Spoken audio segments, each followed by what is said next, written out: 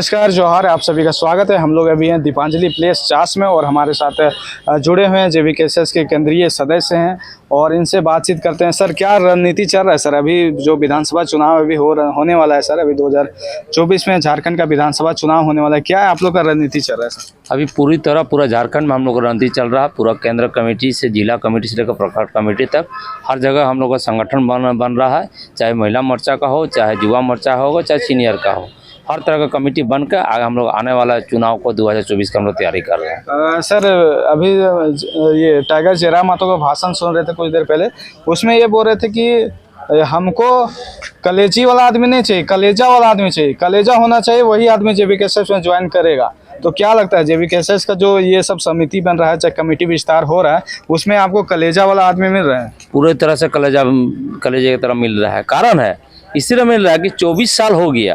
आज 24 साल में जो झारखंड जहाँ होना चाहिए वो नहीं मिला, इसलिए सारा झारखंड के जितना युवा वर्ग है अपने आप को ठगा महसूस कर रहा है। इसलिए सब अपना पूरा कलेजा मजबूत कर लिया है, चाहे जो हो जाए, चाहे जिए मरे, अब लड़ेंगे JVKSS के साथ और अपना जो पूर्ण अधिकार है उसको लेकर ही हम लोग रहेंगे। ये पूरा कमेटी तैयार है और उनका आदेश अनुसार हम लोग आगे के जो भी कार्रवाई करने का होगा हम लोग करेंगे।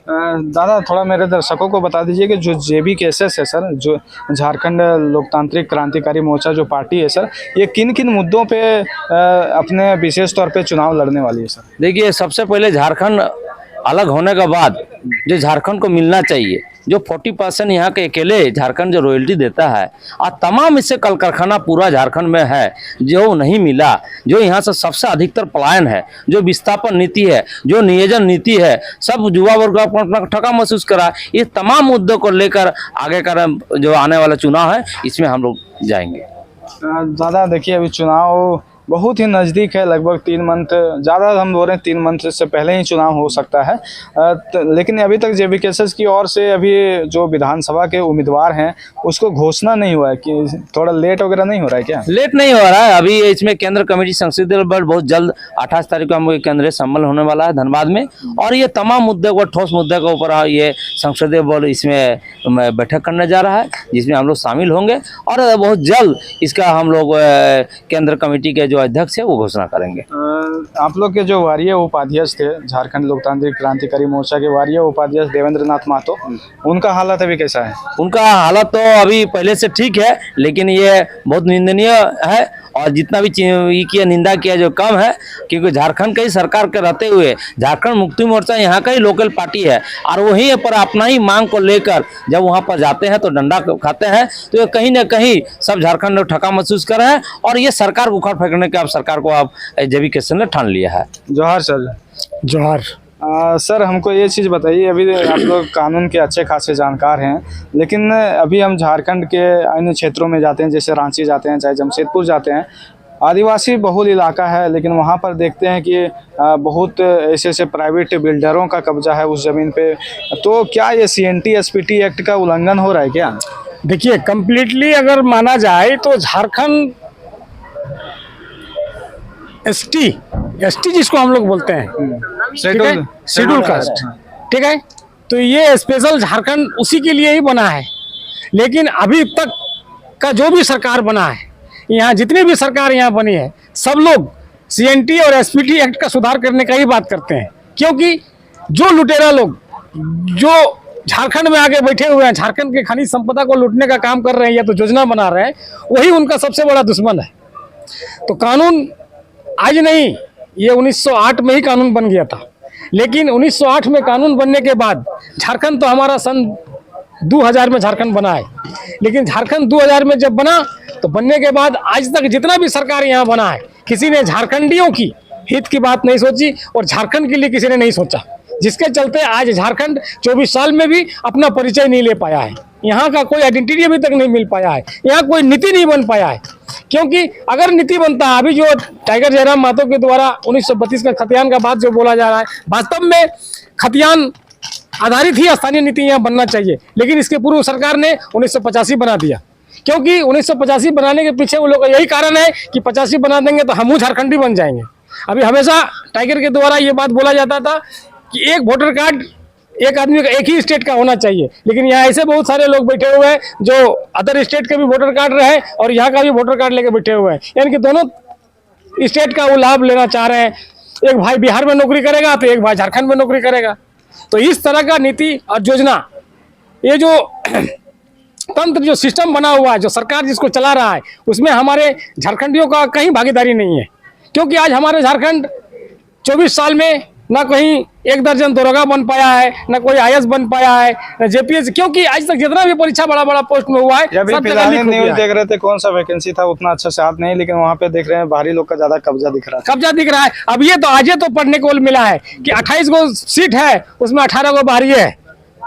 तो समझ सकते हैं कि ये सरकार क्या कर रहा है और नहीं कर रहा है। क्योंकि जगह पर हमारे लोग नहीं बैठे हुए हैं, और हमारा जो वर्तमान में जो सरकार, जो मुख्यमंत्री बन के मुख्यमंत्री की कुर्सी में आसीन है, उनको आदिवासी होने के नाते भी ये इनको नहीं एहसास हो रहा है कि हम आदिवासी प्रदेश का मुख्यमंत्री हैं बोल करके। है। दादा, थोड़ा गंभीर सवाल पूछेंगे कि देखिए, लोकसभा, जो गिरिडीह लोकसभा चुनाव आप लोग हार गए हैं, मतलब क्या आप लोग समीक्षा बैठक में क्या आप लोग को जानकारी प्राप्त हुई, किसके कारण से आप लोग हारे? देखिए, एक्चुअली में गिरिडीह लोकसभा का चुनाव हम लोग हारे नहीं है। जिस हिसाब से हम लोग चुनाव लड़े हैं, उस हिसाब से गिरिडीह लोकसभा हम लोग जीते हुए हैं। भले ही सर्टिफिकेट हमको नहीं मिल पाया है, लेकिन अगर एक तरह से बोला जाए तो गिरिडीह लोकसभा के 3.5 लाख जनताओं ने जो मत हमारे टाइगर जयराम महतो को देने का काम किया है, ये बहुत बड़ा उपलब्धि है। झारखंड ही पूरे देश के इतिहास में एक बहुत बड़ा उपलब्धि हासिल हुआ है। क्योंकि हम एक युवा हैं, क्योंकि हमको ये मालूम नहीं था कि हम राजनीति हम करेंगे, या तो राजनीतिक पार्टी में हमको चुनाव लड़ने का कोई मन ही नहीं था।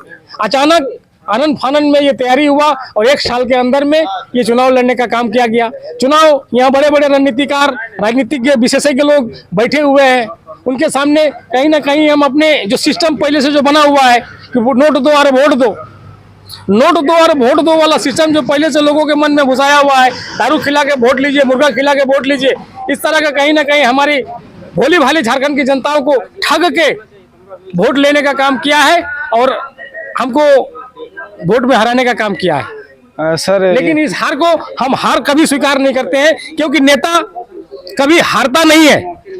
हम लोगों ने ये बात मन में ठान लिया है कि जो नेता होता है एक्चुअल में, वो कोई MP रहे चाहे ना रहे, MLA रहे चाहे ना रहे, मुखिया रहे चाहे ना रहे, जो नेता होता है वो एक्चुअल नेता है, उसको किसी पद की जरूरत नहीं होती है। तो मतलब क्या इस बार की रणनीति आप लोग का सफल होगा? विधानसभा का जो चुनाव हो रहा है, विधानसभा की जो चुनाव हो रही है, उसमें टाइगर जयराम महतो को सफलता मिल पाएगी? एकदम सफलता मिल पाएगी, 100% सफलता मिलेगी।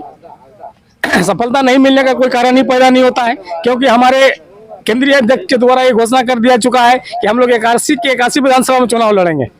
और चुनाव लड़ने का हमारा का विशेष जो मुद्दा है, उस मुद्दे पर हम चलें। अगर झारखंडियों में, अगर झारखंड वासियों को, अगर झारखंड के हक और अधिकार चाहिए, अपने बाल बच्चों की अगर भविष्य अगर प्रेम है, अपने बाल बच्चों से अगर प्रेम है, तो ऑटोमेटिक है कि हमारे पक्ष में वो मतदान करेंगे और हम इस 2024 के चुनाव में अपना लक्ष्य को हासिल करेंगे।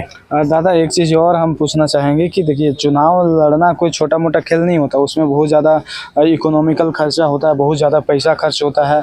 ये सब कहाँ से आप लोग, जो JLKM पार्टी है, वो कहाँ से एकजुट कर पाएगी? जैसे अभी कुछ आपी के सदस्य बात कर रहे थे, तो वहाँ पे बोल रहे थे हम प्रचार प्रसार करने जा रहे थे, तो उस समय लोगों बोलते हैं कि पैसा के बहुत सारे ऐसे पार्टी होते हैं जो पैसा के लोभ लालच देते हैं, तो आप लोग कैसे ये मैनेज कर पाइएगा?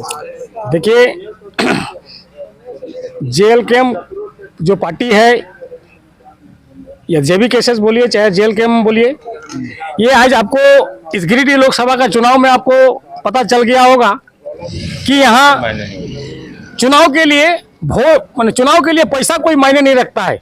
जनता जिस दिन जागरूक हो जाएगी, जनता जिस दिन अपने हक और अधिकार और अपने कर्तव्य के प्रति अगर ईमानदारी पूर्वक अगर काम करना शुरू कर देंगे, तो पैसा कोई फैक्टर नहीं होता है।